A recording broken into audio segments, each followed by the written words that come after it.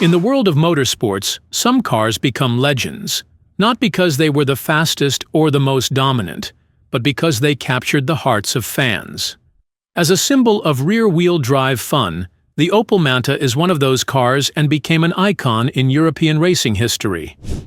From the dusty gravel roads of Group B to the high-speed circuits of the DTM, the Manta fought against the best and became a cult classic. Discover the story of the Manta's conquering of the racing world. It's 1970. Opel, one of Germany's top automakers, releases a stylish, sporty coupe designed to take on the Ford Capri. This is the Opel Manta A, a sleek, lightweight, and rear-wheel drive car. But Opel wasn't just building a stylish car for the streets. They wanted it to prove itself in motorsports. The Manta A made its way into Group 2 rallying, competing in European and national championships.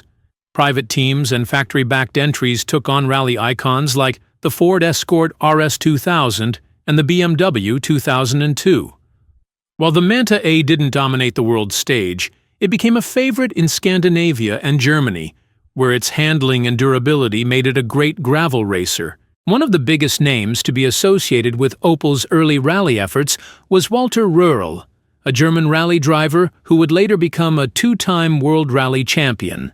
While Röhrl was more famously linked to the Opel Ascona, his influence helped push Opel's motorsport efforts forward, setting the stage for what was to come. Fast forward to 1975, and Opel launches the Manta B, a sharper, more aggressive version of its predecessor, more powerful, more refined, and built to take on a new era of competition. And they didn't stop there, because they had a bigger goal in mind. Group B rallying. Group B was the wildest, most extreme era of rally racing. Monsters with turbocharged power, lightweight frames, and speeds that pushed the limits of physics. While manufacturers like Audi, Lancia, and Peugeot introduced four-wheel drive, Opel decided to stick with rear-wheel drive. And this led to the creation of one of the most legendary versions of the Manta, the Opel Manta 400. The 400 was a real rally beast. It had a 2.4-liter engine with a double overhead camshaft and 16 valves, which produced around 144 horsepower on the road, but could reach 275 horsepower in full rally configuration. A lightweight fiberglass body, 5-speed ZDEF gearbox, and perfect weight distribution made it a serious contender. But could it compete against the four-wheel drive monsters? One of the most famous drivers of the Manta 400 was Russell Brooks, a British rally legend. Brooks drove the Manta in the British Rally Championship, securing several podium finishes and proving the Manta's capabilities. His aggressive driving style made him a fan favorite. The car's notable results included a third place in the 1983 Tour de Corse and winning the 1984 European Rally Championship.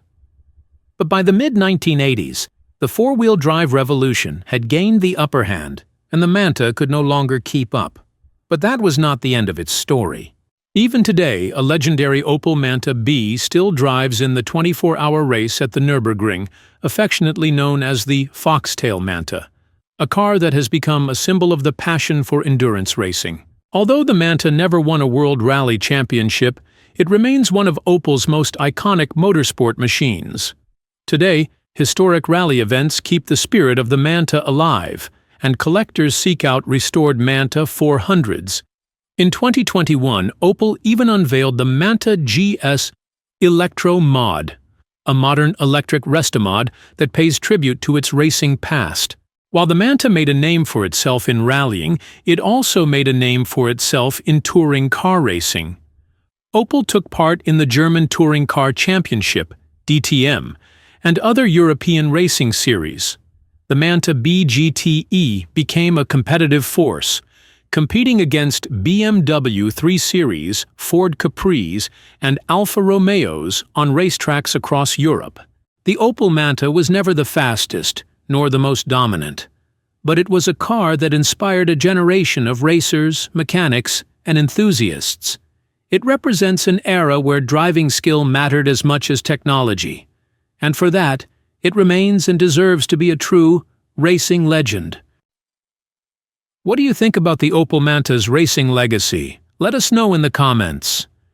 And if you enjoyed this video, don't forget to like, subscribe, and hit the bell icon for more deep dives into legendary racing machines.